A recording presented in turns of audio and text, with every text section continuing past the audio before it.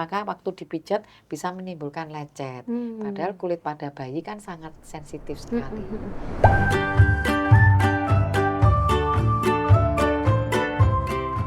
Assalamualaikum warahmatullahi wabarakatuh. Hai moms and dads, ketemu lagi di Babylon Talks. Episode kali ini saya seperti biasa tidak sendirian karena saya bersama dengan salah satu dokter umum yang beliau ini juga merupakan salah satu dosen di universitas pastinya di kota Surabaya.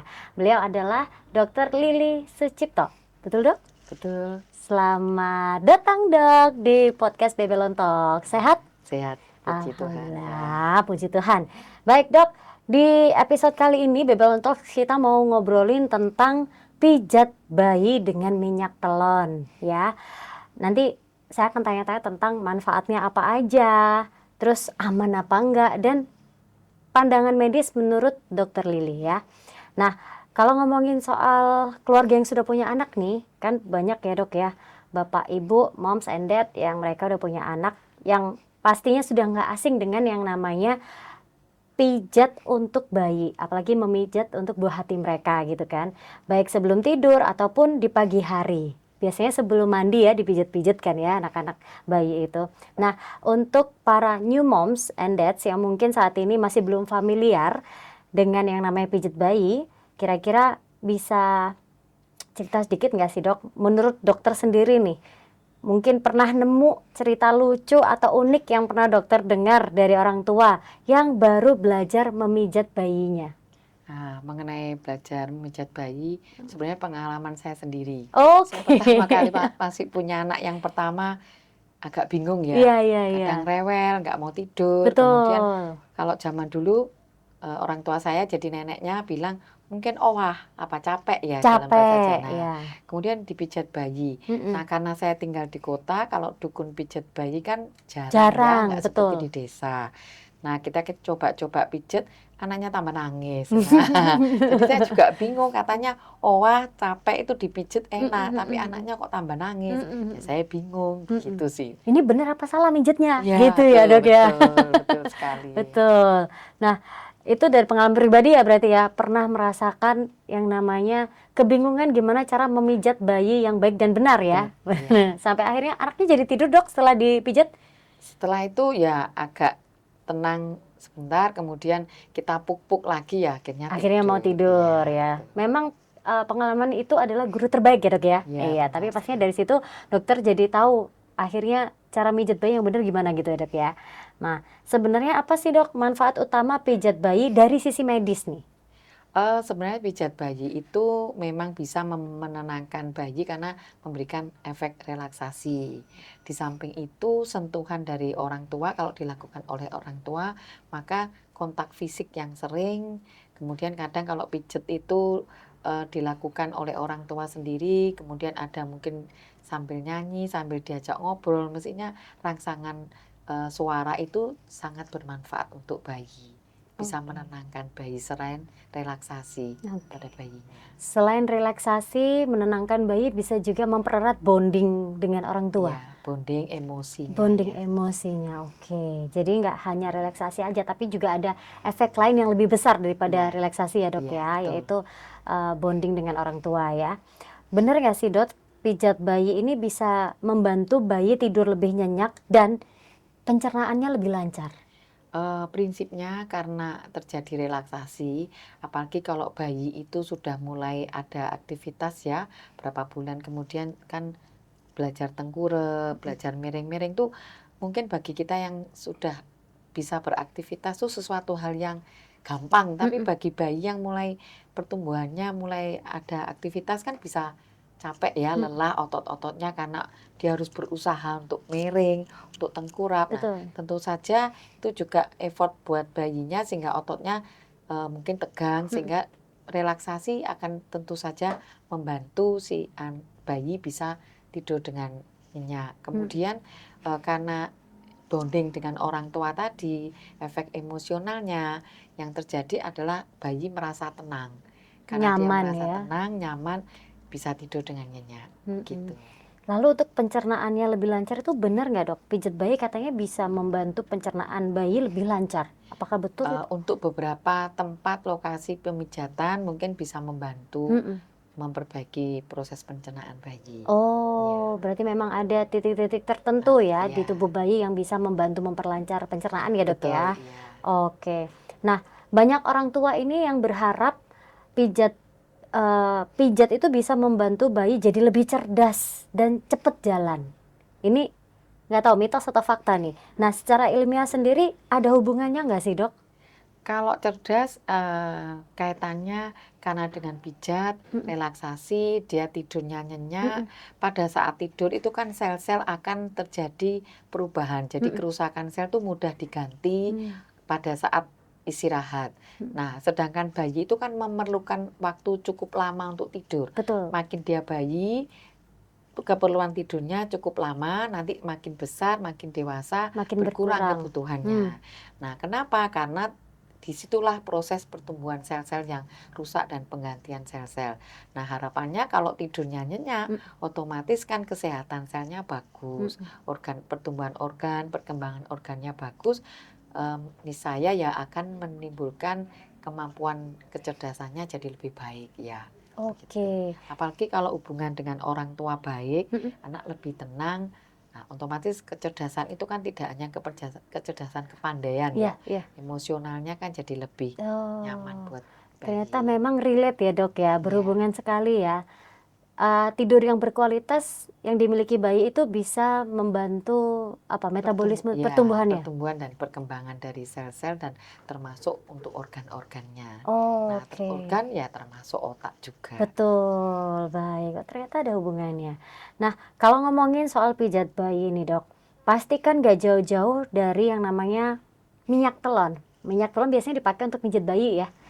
Dari sisi medis aman gak sih dok kalau minyak telon ini dipakai untuk pijat bayi? Minyak telon yang mau digunakan untuk pijat bayi sebaiknya yang paling aman bentuk lotion memang Mhm. ya. Kemudian komposisinya namanya minyak telon. Telon tuh dalam bahasa Jawa tuh 3. 3. Jadi isinya minyak kayu putih, Mhm. kemudian minyak adas dan minyak kelapa, coconut oil. Nah, disitulah fungsi daripada minyak. Nah, tapi karena minyak telon itu untuk bayi, maka komposisinya harus jelas. Kalau komposisi minyak kayu putihnya terlalu banyak, itu tidak bagus untuk bayi. Nah, coconut Hmm. oil lebih untuk ke emollient, jadi kayak Mhm, pelembabnya. mhm, Jadi mhm. supaya kalau misalnya dipakai untuk pijat Mhm. itu tidak ini ya, kalau kulit tanpa pelembab nanti tanpa emollient maka waktu dipijat bisa menimbulkan lecet. Padahal Hmm. kulit pada bayi kan sangat sensitif Mhm, sekali. mhm.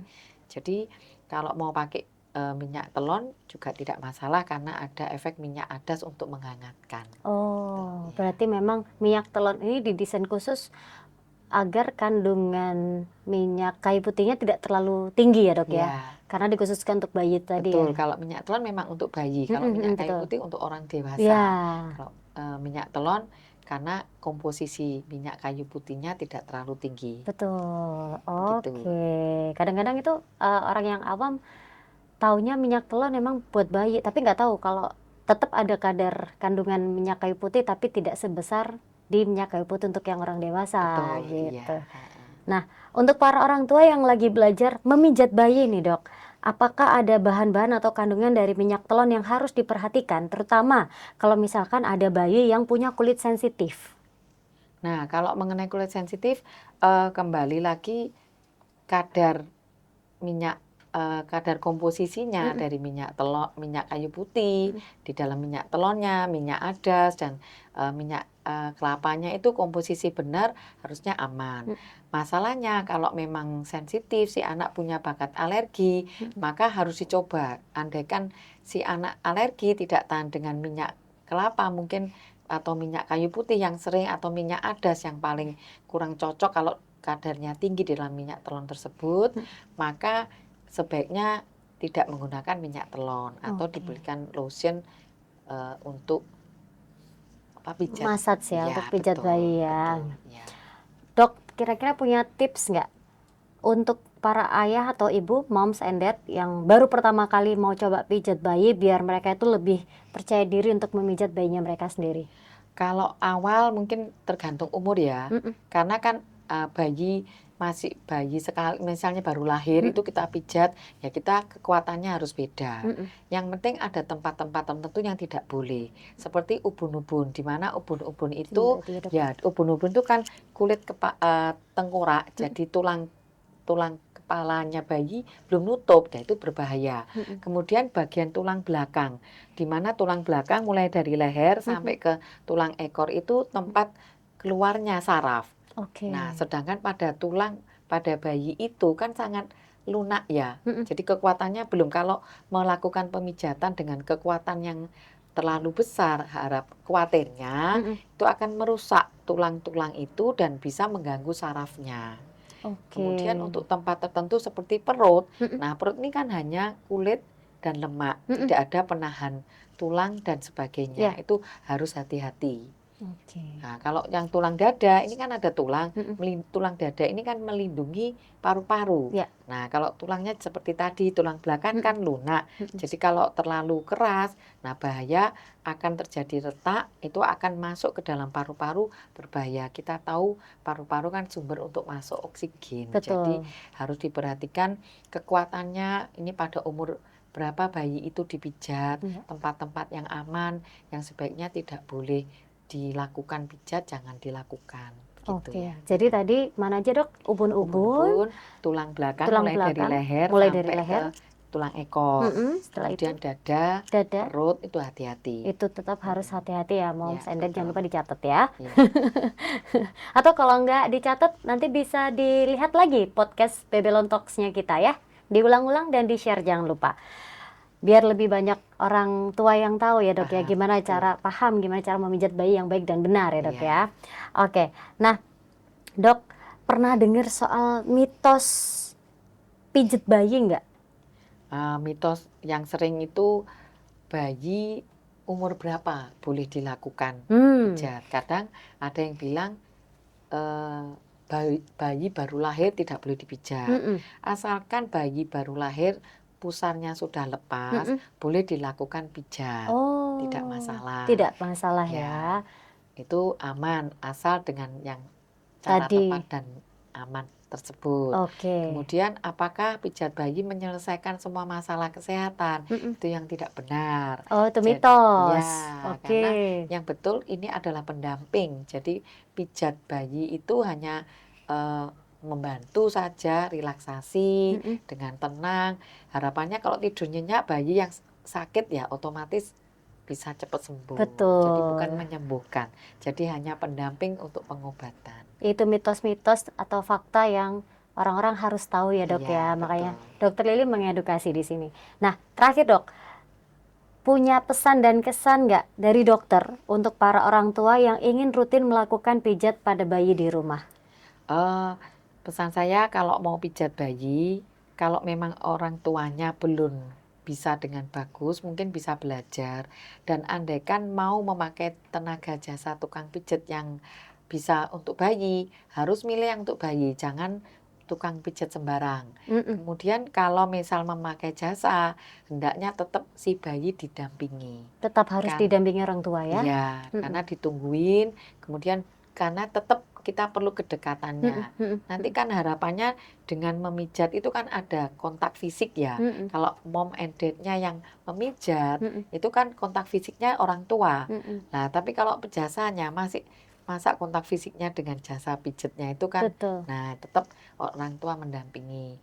Dan yang terakhir, ya kita enggak tahu apa yang dilakukan tukang jasa pijat ya. Nah, itu yang terapisnya ya. ya, betul. Jadi lebih aman mencari tenaga yang memang bisa untuk ini. Biasanya tenaga fisioterapi yang bisa, itu kan mereka mendapat pelajaran dan pelatihan dengan benar.